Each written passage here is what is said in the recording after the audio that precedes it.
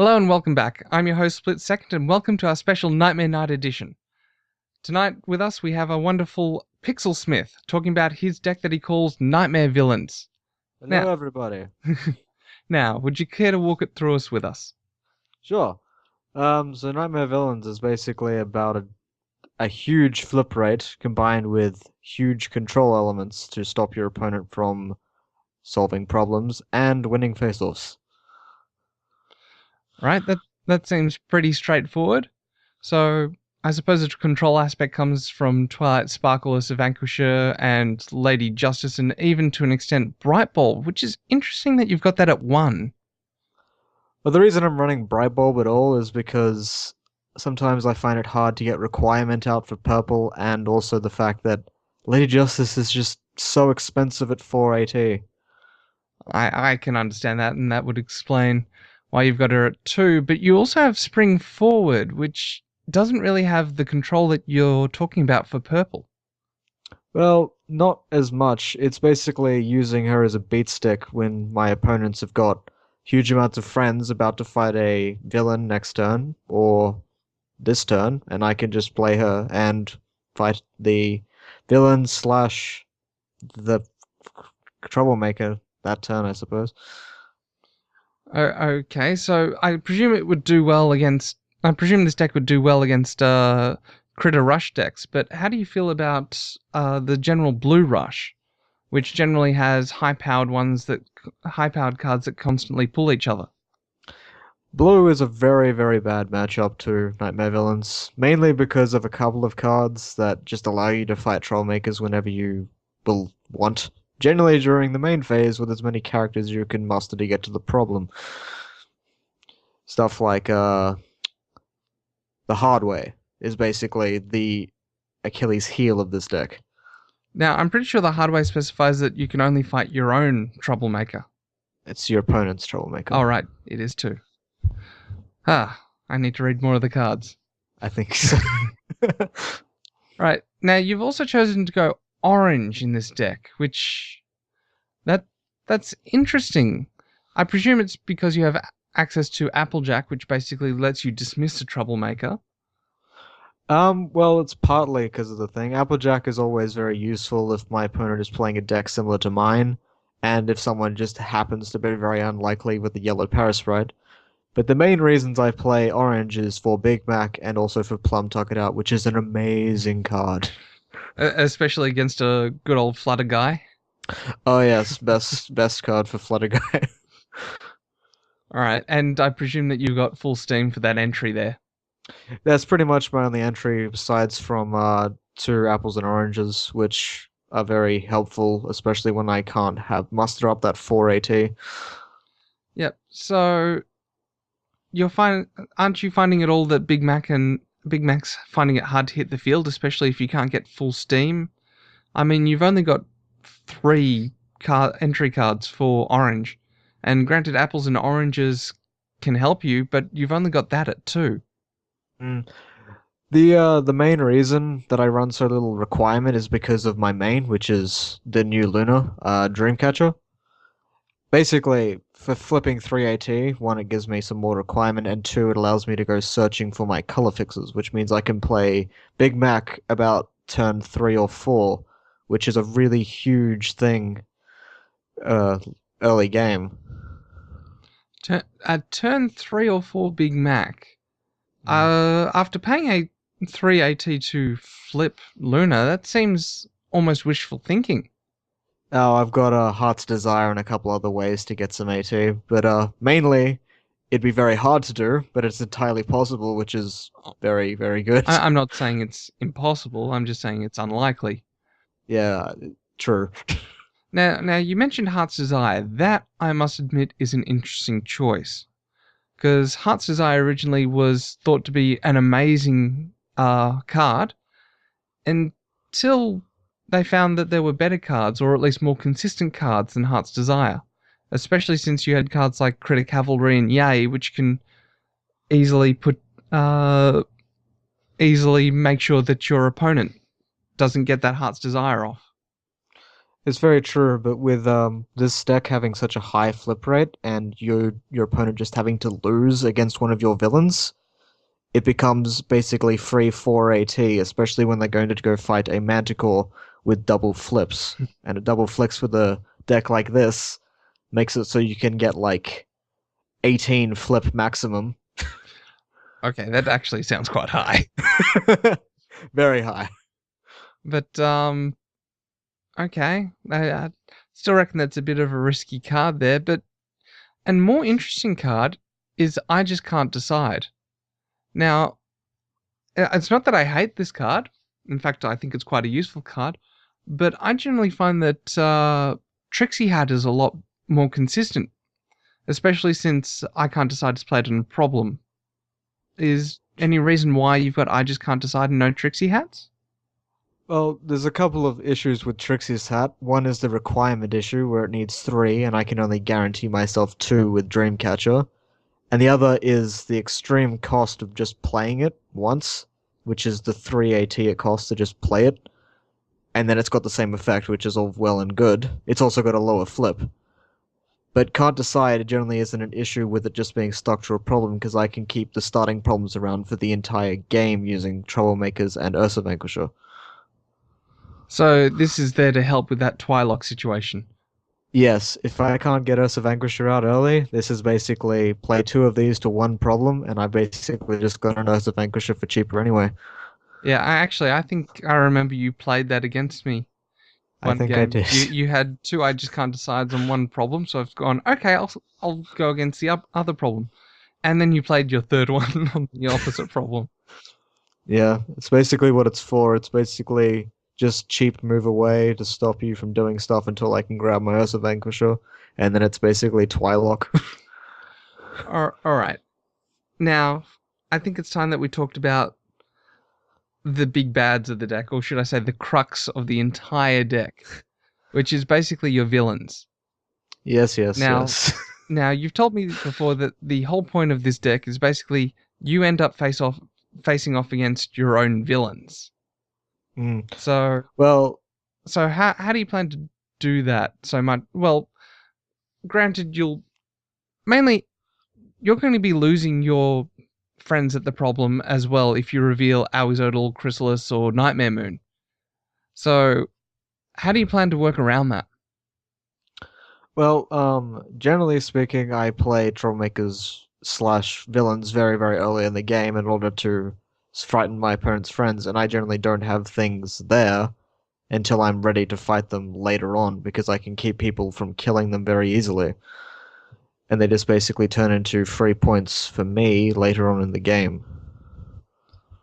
Right. So basically, you're just hoping to stock up that AT with Twilight Sparkle All Team Organizer and your heart's desire, and basically use that to unfrighten or rally your friends. If need be, yes, but a lot of the time it doesn't really come to that if I don't always frighten my friends unless I really need to. Well, what about Nightmare Moon? I mean, a turn one Nightmare Moon is pretty risky no matter what deck it's in, unless you've got a really bad mulligan hand. Yeah, Nightmare Moon is always very risky playing first turn, but sometimes it really needs to be done, especially with this deck, where you need to block both problems as quickly as possible, so your opponent can't just double face off again and again and again before you can do anything. So if it comes to it, I will play Nightmare Moon first turn, but I will try and avoid it as much as I can. So it's more sort of a last ditch card. Yeah, early game, it's very, very like try not to play it, and later on in the game, I'm just like my opponent's probably got something that they want in their hand, so it's probably worth me getting rid of what I have as well. So it's that whole sort of timing issue again that most cards have. Yeah, it's always about the timing with Nightmare Moon. And that and seven flip doesn't really hurt either. No, the 7 flip is absolutely incredible in a deck like this. As I said, it's possible to get 18 with both Big Mac and a Wild Manticore. All right. So you keep mentioning the wild manticore, and I suppose that's probably that whole double flip thing really helps in the deck, especially Mm. since it allows you to constantly solve one of the problems while your opponent's locked down with a double flip manticore. Yeah, it's always about that's the main key element of this deck is basically to form a Twi'lock with probably the best situation is a Queen Chrysalis and a Wild Manticore and a Twilight in your hand, and that is basically game because of the fact that you can just send their stuff away, keep scoring 1 point until you're ready to kill both the until you're ready to kill the villain, and then score the points to game. And I suppose I just can't decide it's just icing on the cake, is it? Yeah, pretty much. It's just basically to go, oh, I don't have that extra AT to play as a Vanquisher. I guess I'll just play this instead. Yep. And Yellow Parasprite. Now, this is interesting because for a while there, everyone was saying don't run Yellow Parasprite because Applejack Element of Honesty.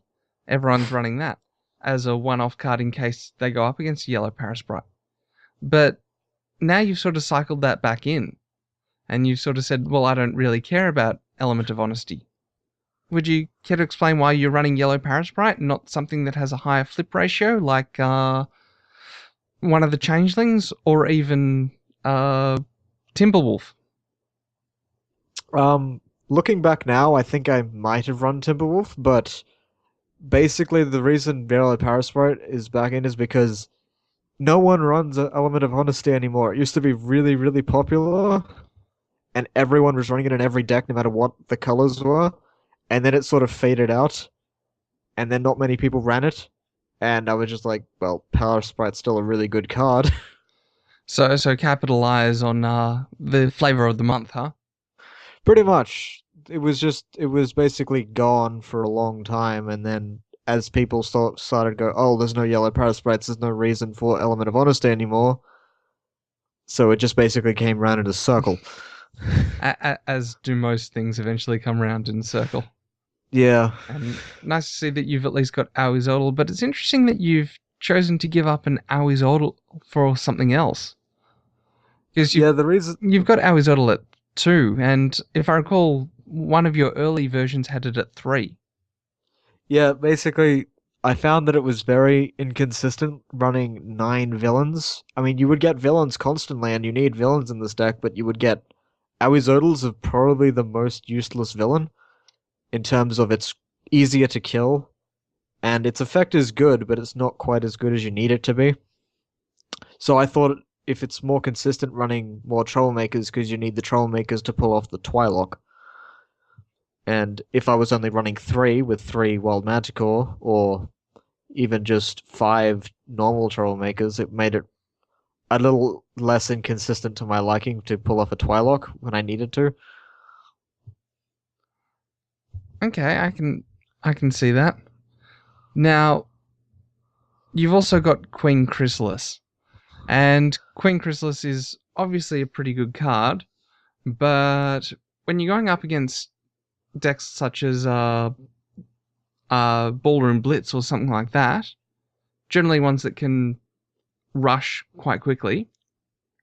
Yes, I know Ballroom Blitz can't exactly rush, but they've got the pull power. You've got the critters and you've got Fluttershy's pull power. So how do you feel running Queen Chrysalis against one of those decks that don't really care if you exhaust one of their friends or one of their critters? A Chrysalis is always a good card, no matter if it because it's always random, so it doesn't matter if I could be exhausting a 1 or I could be exhausting a 4 with Fluttershy at the problem. So it's entirely possible that it could just be a completely random situation. So I could end up winning a face-off purely because I managed to frighten the exact friend it needed to be. Right, so you're saying that Queen Chrysalis can actually, well, I don't know. I've generally found that Queen Chrysalis can both be a blessing and a curse. I mean, should it get rid of Fluttershy or even Rambo Dash, I've found that it can also get rid of cards that you don't really care about, such as an owl. I mean, if you exhaust an owl, it doesn't really matter. Yeah, that's one of the main issues because it is random, but the good thing about random is it can exhaust everything. Well, not everything, anything. And then, of course, you've also got the standard thing where if it goes up against orange, which is stubborn, then You're Well, yeah, I use that myself because I've got Big Mac. It's basically Big Mac exhausts stubborn double flips. It's basically just kills her with one card. yeah. So Queen Chrysalis is definitely a good card. Is well, I don't know if they came out with another villain. What would you take out? Would you take out Awizodle, or would you take out Chrysalis instead? I might do half and half to be honest. It depends how many points it gave because giving having another 3 point villain may be good to run, but if I can't put together a sort of a gap for my opponent, it could just be giving them 3 points constantly.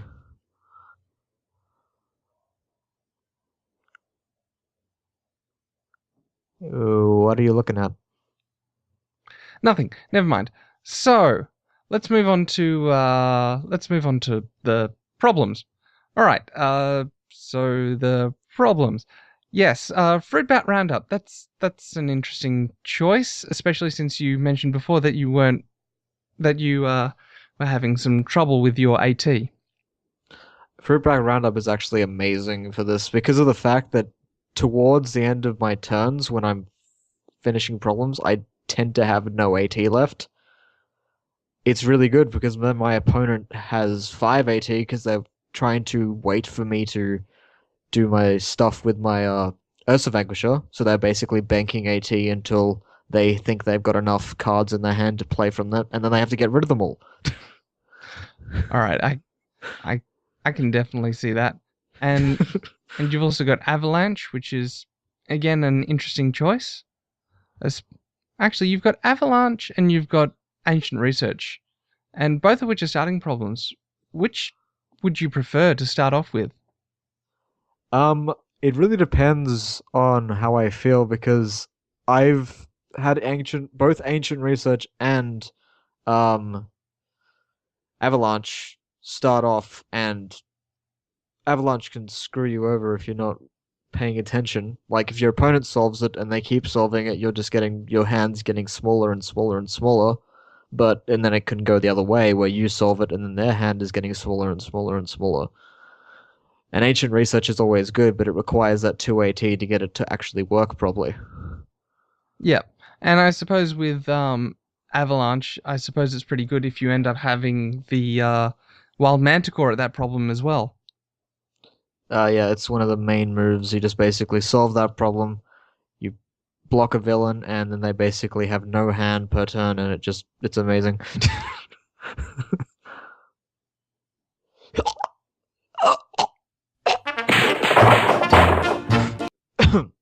Sorry about that. Uh, quite all right. Quite all right. All right.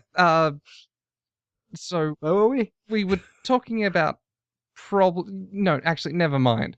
So, Princess Luna. That's Princess Luna Dreamcatcher. That's an interesting choice because is why are you running Princess Luna Dreamcatcher?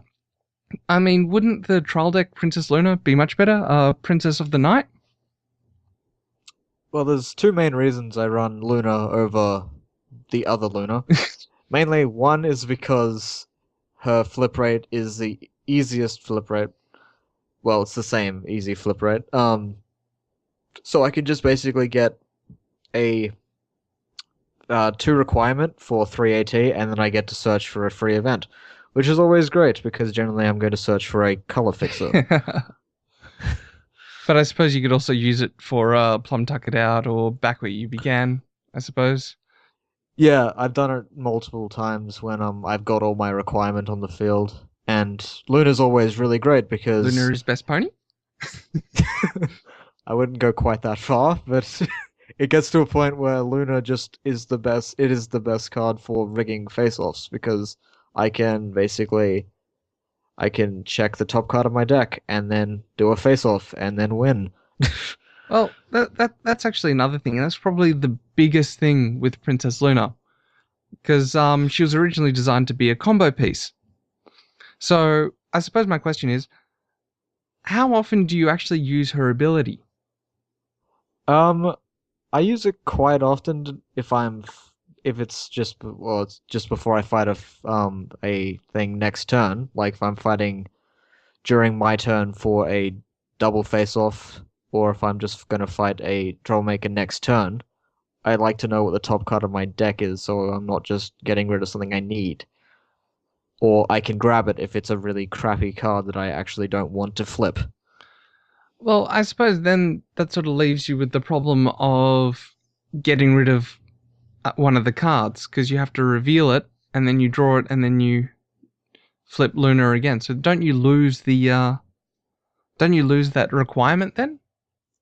I do lose the requirement, but hopefully by the time that I need to use that effect, I will have something on the field, like most likely a spring forward, which basically solves all of my All, color all of your requirement. color problems, yes. Yeah, Springford has a habit of doing that. pretty That much. and Studious also helps. Yeah, not that I use it too often, but it's always good to be there. Well, it's always good to have a Studious. It's always good. The other thing I like Lunar is sometimes if I flip a card I really needed at the time, like really needed, like an Ursa Vanquisher, and I'm just like, okay, well I've got two in the discard and that one's at the bottom of my deck. Sometimes I will flip for three just so I can shuffle my deck. Yeah, And that actually makes a decent. That actually makes sense mm, because it's in a way it's almost like DJ Pwn 3, where you can, where when you flip her, you shuffle your deck, and just that shuffling really gets rid of your opponent's inspired ability because they knew what was yeah, coming, but now they don't. yeah, that's always really good. Though it is quite expensive, unfortunately. Yeah, But it is also a free. that It is also a free event, so you have to weigh it up. yeah, I must admit that 380 does sort of hurt. But then again, having a starting home limit of 4 is nothing to sniff at. This deck would never work if the starting home note was any less. I can see that. Mm. All right, so that looks like a decent deck. Now, what do you think is the worst matchup for this deck? Undoubtedly, it is definitely Pegasus Explosion. It is the worst matchup because of. Do you mean the worst matchup against me or them? Oh no, what do you think is the worst matchup against this deck? So if this deck went Oh, against it's any other deck, what do you think would be the worst matchup that you just know going into the game, this deck is just not going to win? yeah, it's definitely Pegasus Explosion. The combination of being able to fight a Trollmaker whenever you like and the speed of Pegasus Explosion just makes this deck lose about 85% of the time, I would say. That okay? That's actually quite okay. That's quite a high number. Yeah, it is very high Rather exact because the too. main aspect of 85.3, yeah. Okay, 85.33 recurring, huh? Mm. But and how do you feel that this deck goes against what are considered the current meta decks, such as Royal Guidance, um, Ballroom Blitz, which is still a meta deck despite what many people are thinking, and even what has been dubbed Cosmic Bowling, which is the DJ Pwn 3 and Doctor Who's combo. Yeah, the matchups with Bowler and Blitz are generally very good unless they manage to get Flutter Guys on the field very quickly. Same with Royal Guidance, though in it matchups, generally this deck can beat them both quite consistently. Cosmic, Even with the minus to the AT.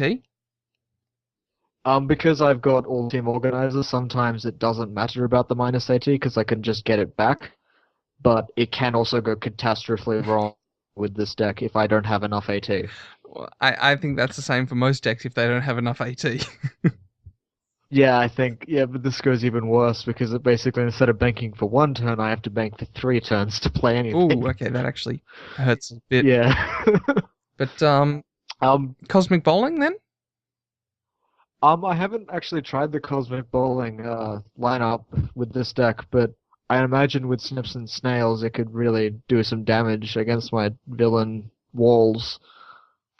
Well, the whole idea behind cosmic bowling is it's not just snips and snails, although that does help quite a lot, I might Yeah. add. But also the fact that you have a whole bunch of AT, which means that you have everything to use. And if they really wanted to, they also have access to blue. In fact, someone I know has been running a cosmic bowling variation, which is basically mainly blue. Mhm. I could always imagine that would do. Well, blue is basically the Achilles heel of most purple decks because of the way that purple decks work. Well, it is sort of like that, where you've got uh, blue wins against purple, purple wins against yellow to an extent. Yellow wins Yeah. against most things. Yeah, because, paper, scissors, rock, and then it's just a boulder, basically. Yeah, I'm sure they'll find something for that. Then again, I you've also hope. got pink that can be quite brutal. Like pink against white. Pink. I personally think that pink is pink does a lot better. I feel against white. Pink does pretty well against everything if it can get its keys out. Oh, I generally find against yellow it has problems. Because there's no point dismissing yellow friends. Yeah, because they're generally quite low. Then again, there's always a Yeah. point getting rid of that stupid flutter guy. It's very true. Anyway, that seems like that actually seems like a solid deck and quite a threatening one, especially with the high flip ratio I'm seeing here. But Yeah. but anyway, that seems like a wonderful deck. Thanks for coming on, and sorry about the earlier problem. I'm not sure if that was your fault. No, but I will have to talk to my showrunner about that. So I'm I'll be having a word with someone else, I'm sure. oh, believe you me, I'll definitely have a word with a few people. Anyway, thanks for coming on, and thanks for showing us your wonderful deck, Nightmare Villains. It's no problem, split second. All right, see you around. Catch you on the flip side. Welcome to some genitals, no reason to scream, your favorite princess is back. Walking up on the scene, she's been stuck on the moon, but there's no reason to fret, she's not a nightmare no more, so buckle down and get set, she's coming gracing as subject, she ain't leaving no choice, she's gonna blow you all back with her equestrian voice, so cover all of your fears, and still wail your fright, the little princess is back to bring the nightmares tonight.